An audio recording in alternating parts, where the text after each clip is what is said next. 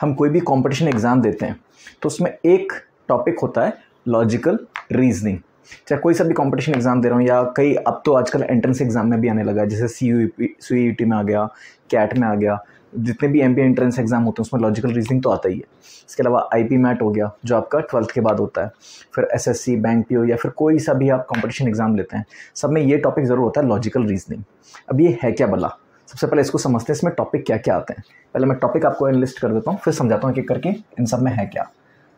पहला है सीरीज़ या फिर कह सकते हैं नंबर सीरीज़ या लेटर सीरीज़।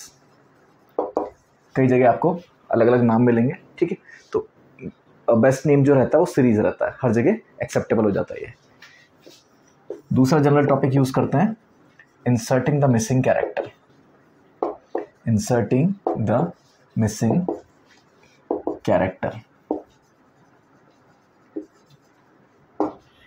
तीसरा जो मोस्ट पॉपुलर टॉपिक आता है that is direction sense. Direction sense. फिर आ जाता है अपना कोडिंग डिकोडिंग। फिर आ जाता है अपना ब्लड रिलेशन।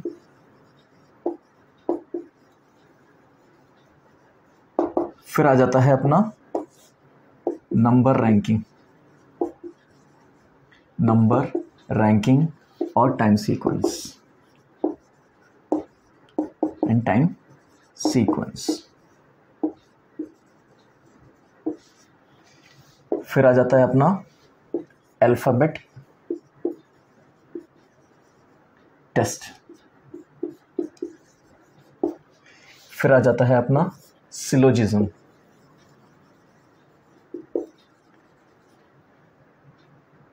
फिर आ जाता है अपना क्लॉक्स। फिर आ जाता है अपना कैलेंडर। ये ज़रूरी नहीं हर एग्ज़ाम में आए ये दो टॉपिक्स, ये कुछ कुछ एग्ज़ाम्स में होते हैं, कुछ कुछ एग्ज़ाम्स में नहीं होते हैं। इसके अलावा कुछ टॉपिक्स देखें जो अपने होते हैं cubes and dices. Cubes and dices. फिर मशीन इनपुट। मशीन इनपुट, ठीक।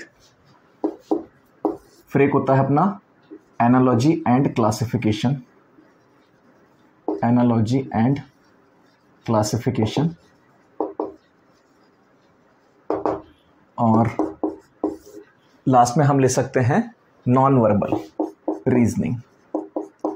अब नॉन वर्बल में भी हम बहुत सारी चीज़ें ले सकते हैं रीजनिंग। नॉन वर्बल के कुछ पार्ट्स हो जाते हैं, जैसे अगर इसके सब पार्ट्स देखना चाहें अपन तो figure counting. Figure counting. Figure, अब चाहे उसमें सीरीज लगा लो, एनालॉजी लगा लो, क्लासिफिकेशन लगा लो, ठीक। क्लासिफिकेशन को ये भी बोलते हैं ऑड वन आउट।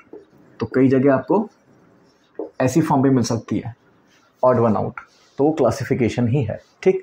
ऐसे ही फिगर सीरीज हो गया, फिगर एनालॉजी हो गया, फिगर क्लासिफिकेशन हो गया। तो जो ये चीज़ है ये नंबर्स या लेटर्स में होंगे, वो ये फिगर की फॉर्म में होगा, सीरीज, एनालॉजी, क्लासिफिकेशन, ठीक। और क्या हो गया आपका फिगर मैट्रिक्स हो गया, इमेजेस हो गया, वाटर इमेजेस या मिरर इमेजेस। तो ये कुछ पॉपुलर टॉपिक्स हैं जो आपके कंपटीशन एग्जाम्स में या फिर किसी भी एंट्रेंस एग्जाम में आते हैं, जो लॉजिकल रीजनिंग में आते हैं। इसमें एक चीज़ मैंने मिस कर दी है, दैट इज सिटिंग अरेंजमेंट या पजल। सिटिंग अरेंजमेंट या फिर इसको कह सकते हैं पजल्स। पर ये बेसिकली कहीं कहीं DI में आ जाता है, कहीं कहीं लॉजिकल रीजनिंग में आ जाता है, तो इसको मैं अलग से टॉपिक लिख रहा हूँ, सिटिंग अरेंजमेंट या पजल्स। तो डेटा गिवन होगा आपको, उसमें उसको इंटरप्रेट करना, तो कई जगह डेटा में इंटरप्रिटेशन डाल देते हैं, कई जगह लॉजिकल रीजनिंग में डाल देते हैं, तो उससे कंफ्यूज मत होना, एक चीज़ एक ही है। अब एक एक करके इन टॉपिक्स को देखते हैं। इसमें क्या है, सीरीज़ या नंबर सीरीज़, ठीक है। सीरीज़ मतलब इसमें आपको कुछ नंबर्स मिलेंगे या लेटर्स मिलेंगे, वहाँ पे आपको अननोन क्वांटिटी निकालनी होगी। इंसर्टिंग द मिसिंग कैरेक्टर, इसमें आपको कुछ मैट्रिसेस गिवन होंगे, कुछ अजीबोगरीब शेप्स गिवन होंगे जिसमें एक लॉजिक या पैटर्न बन रहा होगा, उसके हिसाब से हमको आंसर करना होता है।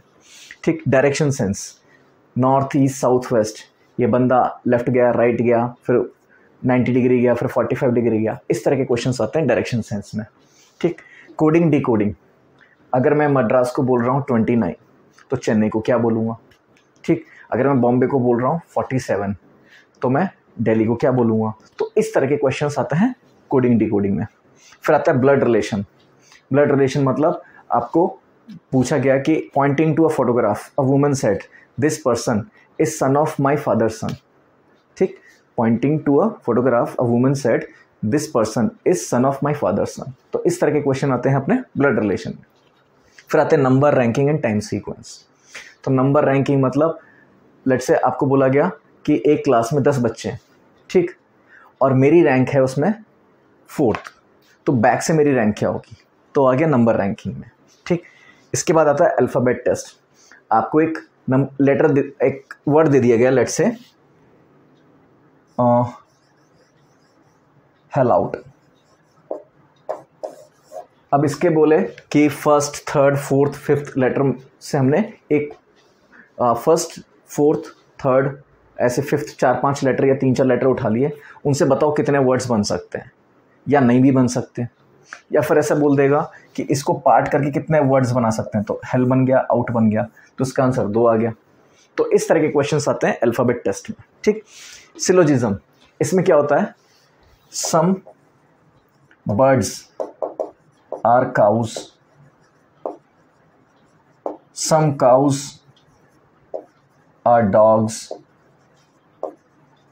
तो इस तरह के कुछ स्टेटमेंट्स दे दिए जाएंगे, फिर कुछ कंक्लूजन दे दिए जाएंगे, तो आपको बताना होगा कौन सा कंक्लूजन सही है कौन सा गलत है। ठीक है, तो इस तरह क्वेश्चन आएंगे आपके सिलोजिज्म में।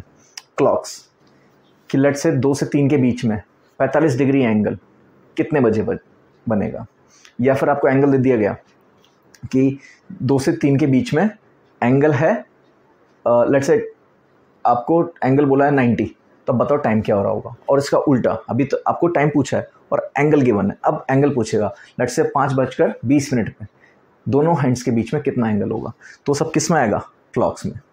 कैलेंडर क्या है, कोई एक पर्टिकुलर डेट दे दी आपको कि लेट से 4 जुलाई 1776, इस दिन डे ऑफ द वीक क्या था, ये कोई दिन रहा होगा, डे 7 ही दिन होते हैं अपने, मंडे टू संडे, तो उनमें से कौन सा दिन था 4 जुलाई 1776 को।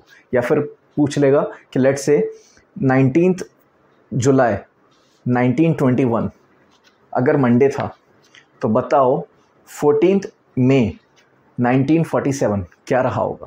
तो इस तरह के क्वेश्चंस किस में लाए करेंगे, कैलेंडर में। फिर आते हैं क्यूब्स एंड डाइसेस पे, कि मैंने कोई डाई रोल किया, ठीक है, उसमें लेट्स से स्टैंडर्ड डाई है या फिर स्टैंडर्ड डाई नहीं हो सकता, तो अगर स्टैंडर्ड डाइस नहीं है तो उसमें क्या करेगा, वो बोलेगा ये 2 या 3 पोजीशंस हैं, एक डाई को 3-4 बार रोल किया, उसकी पोजीशंस दे दी, तो बताओ इस नंबर के ऑपोजिट क्या होगा या इस नंबर के ऑपोजिट क्या होगा, या फिर ये नंबर बॉटम पे तो टॉप पे क्या होगा। और अगर स्टैंडर्ड डाइस है तो उसने बोला स्टैंडर्ड डाइस मैंने रोल किया टॉप पे ही आया, तो बताओ बॉटम पे क्या आएगा। तो उस तरह के क्वेश्चन आते हैं क्यूब्स में, सॉरी डाइसेस में। क्यूब्स में क्या होगा कि हमने एक क्यूब को कट किया कितनी नंबर ऑफ पीसेज में, उसको पेंट किया, तो बताओ कितने नंबर ऑफ क्यूब्स, कितना पेंट होगा, कैसे होगा। ठीक है, तो ये आएंगे क्यूब्स एंड डाइसेस में। फिर आता है अपना मशीन इनपुट, एक सीक्वेंस दे दिया जाएगा, उसके बाद उसके स्टेजेस दे होगा, आउटपुट 1, आउटपुट 2, आउटपुट 3, इस तरह से, और फाइनल आउटपुट दे रखा होगा कि ये फाइनल आउटपुट है। तो अब जो नया सीक्वेंस है उसके हिसाब से वो पूछ लेगा स्टेप 3 का आउटपुट क्या होना चाहिए, या स्टेप 6 का आउटपुट क्या होना चाहिए, या फाइनल आउटपुट क्या होना चाहिए, या फिर ये पूछ लेगा कितने नंबर ऑफ स्टेप्स लगेंगे कि फाइनल आउटपुट आ जाए। तो इस तरह के क्वेश्चन आते हैं मशीन इनपुट में। फिर आता है एनालॉजी एंड क्लासिफिकेशन। तो लेट से 1 2 इज रिलेटेड टू 2 4, मतलब 12 is related to 24, so how will be 18 related to, तो 18 किससे रिलेट होगा, तो 12 का डबल हो गया 24, तो 18 का डबल कितना होगा 36। तो इस तरह के क्वेश्चन आएंगे एनालॉजी में। क्लासिफिकेशन, अब देखना 7 11 13 एंड 15, इन 4 में से कौन सा ऑड वन आउट है, तो 7 11 13 सारे क्या हो गए प्राइम नंबर, और 15 क्या हो गया कॉम्पोजिट। तो हमें एक क्लास बनानी होती है और जो उस क्लास में नहीं बैठ रहा होता। फॉर एग्जांपल आप किसी क्लास में पढ़ रहे हो, उस क्लास में से और कोई बच्चा बाहर से आके बैठ गया, ठीक है, और लेट से 3 बच्चे आ गए, तो आपने क्या किया, ये 3 बच्चे बाहर के हैं और ये इस क्लास का, तो ये ऑड वन आउट नहीं हो गया। ये 3 बच्चे इस क्लास के बाहर के हैं, तो वो तीनों ऑड वन आउट हो गए, ठीक है, क्लास में से वो ऑड हो गए, तो उनको हटाएंगे। तो क्लास क्रिएट करके आपको हटाना है, क्रिएट उसको जो अलग है उसको नहीं बताना कि ये इस क्लास का और बाकी नहीं है इसलिए हटा दिया, ऐसे नहीं करना है। बाकी सब उस क्लास के। लेट्स से अगर मैंने बोला 7, 11, 13 एंड 15, तो मतलब पहले मैंने क्या बनाया, क्लास ऑफ प्राइम नंबर्स, ये तीनों प्राइम नंबर्स हैं इसलिए ये ऑड वन आउट है। चीज़ समझ में? तो क्लास बना के बाहर निकालना है। फिर इसके बाद आ जाते हैं अपन नॉन वर्बल सीरीज पे, नॉन वर्बल रीजनिंग पे। अब इसमें फिगर काउंटिंग, कोई आपको एक शेप दे दी जाएगी, उससे पूछेगा नंबर ऑफ रेक्टेंगल्स कितने हैं, या पैरेललोग्राम कितने हैं, या नंबर ऑफ ट्रायंगल्स कितने हैं, या नंबर ऑफ लाइंस कितनी है, या नंबर ऑफ स्क्वायर्स कितने हैं। तो ये सब आता है फिगर काउंटिंग में। फिर figure series, figure analogy and figure classification, वो सब इसी का फिगरेटिव फॉर्म है। मतलब जो अपन ने एनालॉजी क्लासिफिकेशन सीरीज में किया है उसी चीज़ को हम फिगर में देख रहे होंगे। यहाँ पे नंबर और लेटर की जगह फिगर होगा। फिगर मैट्रिक्स, उसमें क्या होगा, कुछ मैट्रिक्स दे रखी होगी जिसमें फिगर्स किसी तरह से रिलेटेड होंगे एक दूसरे से, या फिर फिगर को कंप्लीट करना होगा, तो वो सब आएगा फिगर मैट्रिक्स में। इमेजेस 2 टाइप की होंगी, mirror images and water images. कि मिरर में हम देखेंगे इस पर्टिकुलर फिगर को या फिर इस पर्टिकुलर वर्ड को, किसी भी चीज़ को मिरर में देखेंगे तो बताओ उसकी इमेज कैसी बनेगी, या इसको अगर वाटर में देखेंगे तो उसकी इमेज कैसी बनेगी। फिर आता है अपना सिटिंग अरेंजमेंट एंड पजल्स।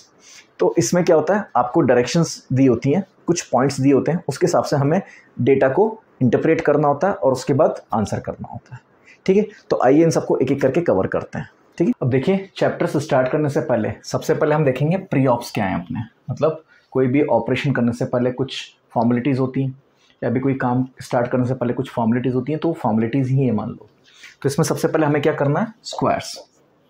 ये हमें याद होने चाहिए कहाँ तक, 35 तक के स्क्वायर्स हमें लर्न होने चाहिए। तो अब ये नहीं कि आप वहाँ पे लिखने बैठ रहे हो, इसको आपको याद करना है।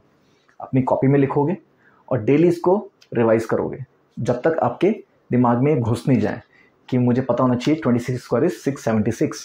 तो ये भी पता होना चाहिए 676 का किसका स्क्वायर है, 26 का।